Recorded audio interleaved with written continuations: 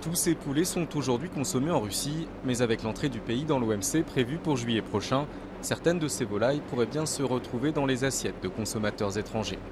De nouvelles perspectives pour les entrepreneurs russes qui vont voir s'ouvrir des marchés dans le monde entier avec des droits de douane très réduits, mais aussi des craintes car cette ouverture signifie que des sociétés étrangères pourront exporter en Russie et modifier le marché intérieur. On peut s'attendre à des faillites ou à la croissance de certaines entreprises, mais cela va certainement doper la production. De nombreux entrepreneurs craignent de devoir mettre la clé sous la porte à cause de la concurrence étrangère. Certains ont même demandé l'organisation d'un référendum sur l'adhésion de la Russie à l'OMC. Parmi les secteurs les plus touchés, l'agriculture, un domaine qui peine à se moderniser et qui pourrait subir de plein fouet l'arrivée de nouveaux acteurs étrangers. Aujourd'hui, nous importons 50% de la nourriture que nous consommons. Après l'adhésion à l'OMC, les importations vont progresser et la Russie va perdre des millions d'emplois dans l'agriculture. Beaucoup de villages vont mourir.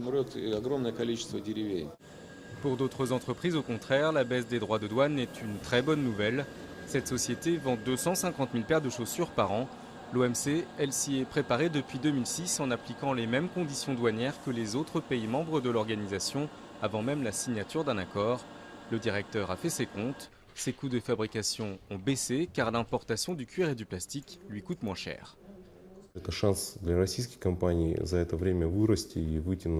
C'est une opportunité de croissance pour les entreprises russes, une opportunité pour passer au niveau supérieur. Après l'OMC, les lois financières seront simplifiées et cela attirera davantage d'investissements étrangers.